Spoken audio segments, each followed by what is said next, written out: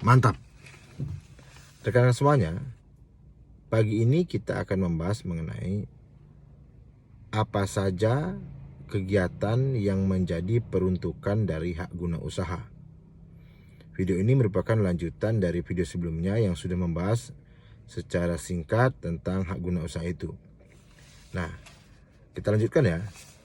Kalau kita lihat dalam aturan, hak guna usaha ini kan merupakan salah satu hak atas tanah selain dari hak-hak yang lainnya seperti hak milik maupun hak guna bangunan.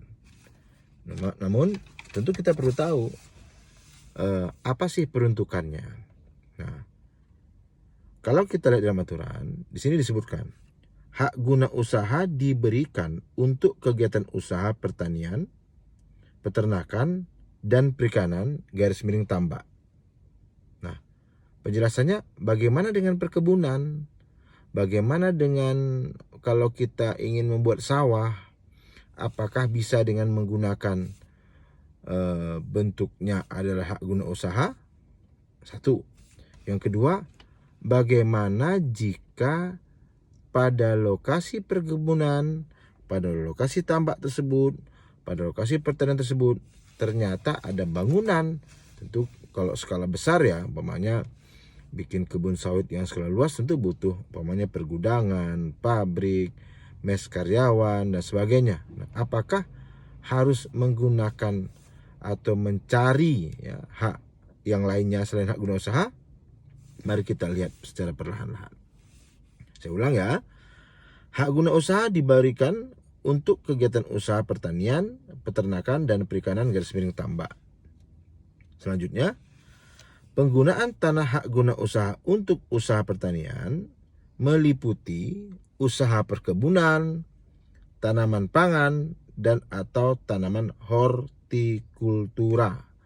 Jadi sudah terjawab, kalau dia merupakan usaha perkebunan, tanaman pangan, dan hortikultura, maka itu tetap juga menjadi salah satu tujuan pemberian hak guna usaha.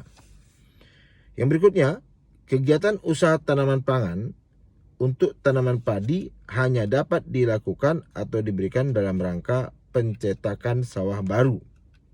Ya, jadi kan kita sebutkan ada perkebunan, ada tanaman pangan. Nah, itu hanya dapat dilakukan atau diberikan dalam rangka pencetakan sawah baru.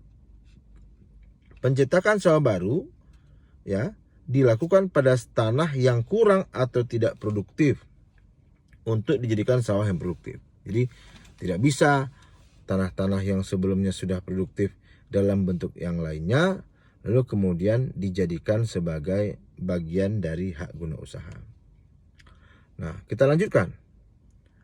Tanah hak guna usaha dapat digunakan untuk emplacement, bangunan pabrik, gudang, tempat tinggal sementara karyawan, dan bangunan lainnya yang menunjang kegiatan usaha. Jadi prinsipnya emplacement, bangunan pabrik, bangunan gudang, tempat tinggal sementara karyawan seperti mes begitu ya, dan bangunan lainnya yang menunjang kegiatan usaha tersebut, maka itu tetap menjadi bagian dari pemberian hak guna usaha. Kemudian teman-teman semuanya, tanah yang digunakan sebagai penunjang kegiatan usaha dapat diberikan hak sesuai dengan sifat dan fungsinya. Nah, ini jika ada kegiatan-kegiatan yang lebih baku lagi. Dalam hal terdapat perubahan penggunaan komoditas, maka hanya dapat dilakukan setelah mendapatkan izin dari instansi yang terkait dan pemegang hak guna usaha melaporkan kepada kepala kantor pertanahan. Jadi tolong diperhatikan juga ya. Nah, kita ulang lagi sedikit yang pernah kita sampaikan di video sebelumnya, yaitu mengenai jangka waktu.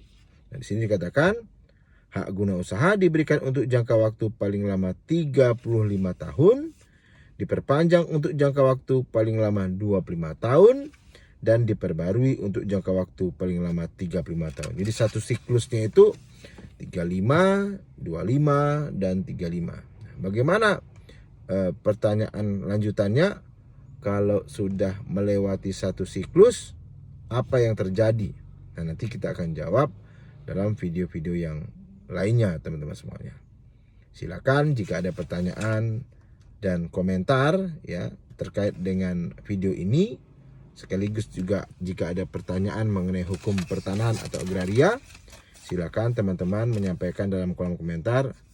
Namun kami tidak menjawab secara langsung ya. Kami akan melakukan pembuatan video agar itu juga lebih mudah dimengerti. Karena kadang-kadang kalau menjawabnya secara tertulis, maksudnya nggak kecapai gitu teman-teman semuanya. Baik, demikian ya teman-teman semuanya. Semoga bermanfaat. Terus tonton video kami, terus kemudian dukung, dan semoga teman-teman dapatkan hal yang positif dari nonton video ini. Terima kasih. Assalamualaikum warahmatullahi wabarakatuh.